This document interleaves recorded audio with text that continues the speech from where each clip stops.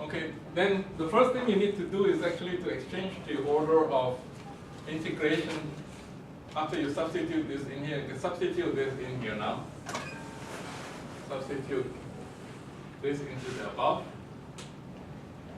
Okay, and then after I've done that, exchange the order of integration. And let me see what I have. And perform one of the integrations in closed form.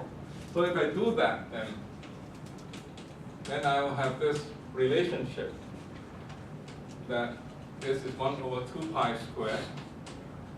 Let me substitute this into the above and try to do the decay rho integration in closed form.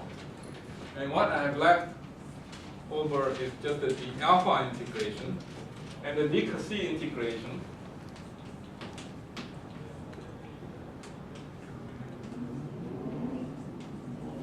After having performed the decay rho integration.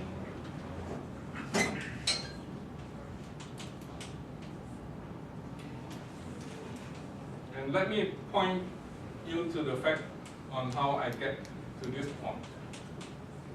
Okay, I plug the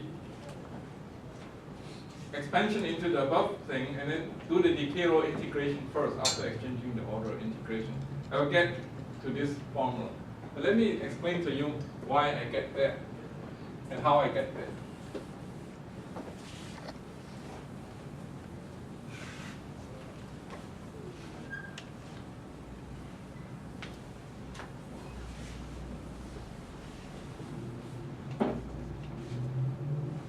Okay, first you have to bear in mind this fact, okay, that I think we did this before when we did Kramer-Kronig relationship and Hilbert transform, that if you were to take the integration of this thing, this has no closed form integral because of the pole. You cannot integrate this thing, but you can find its principal value. And if you do that, then you can show that the right-hand side is minus pi I, the sign of x. Okay. I think most of you know how to do this, right? If you take the signal processing course, they probably have taught you how to do that. If you haven't taken a signal processing course, you just do contour deformation. When x is positive, you detour outward. When x is negative, you detour downward. Add a small residual pump, and then you get this formula. So this formula is easy to derive, and most of you know how to derive. And then you can think of PV 1 over y as a distribution. Because it's not an ordinary function, it has a pole. But it's a distribution in such a way that if you call this a distribution and integrate in such a way, every time you encounter this function, you always get that function on the right-hand side. It has no meaning by itself, but only when you integrate it with respect to something. Okay, there's a meaning in the distribution. And then this distribution must be the Fourier transform of that right-hand side. So it will be just that.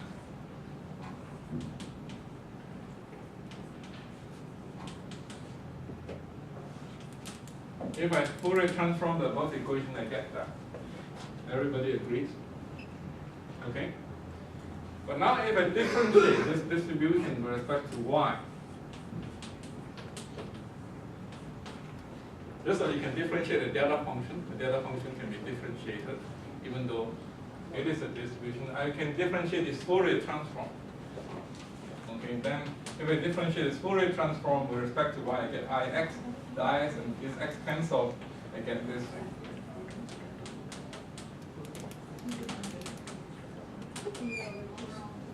Okay, so when I differentiate this distribution, I get that.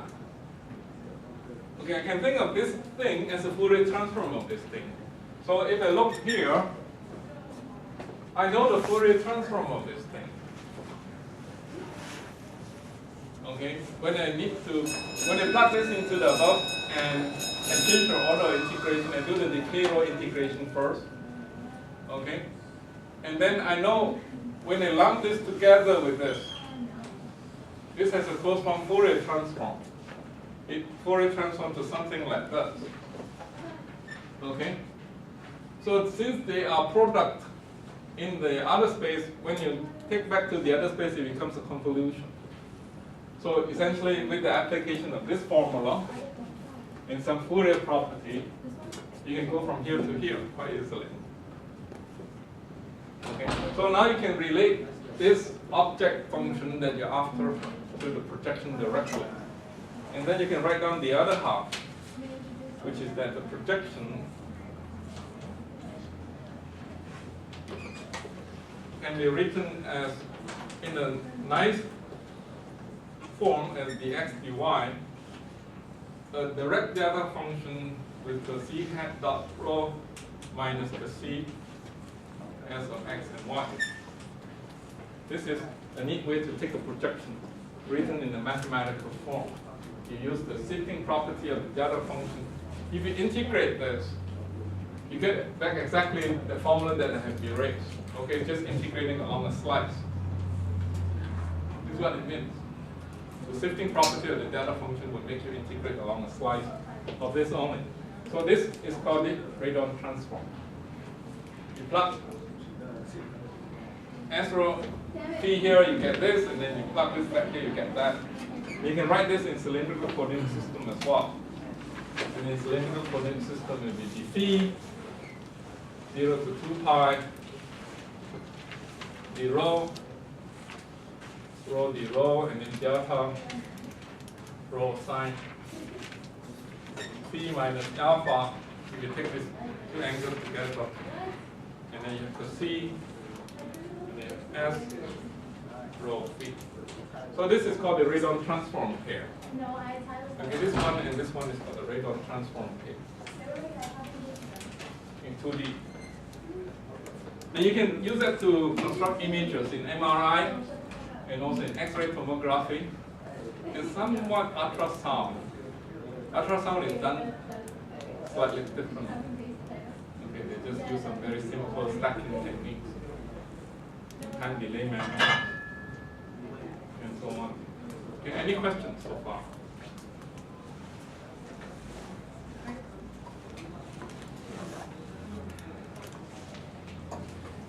If not, we stop here and you have fun with your take-home exams. You won't have class next week. You have 2 weeks, 3 weeks actually, right? If you count Tuesday. Tuesday to Tuesday, you have 3 weeks to do your take-home exam. Lots of time actually.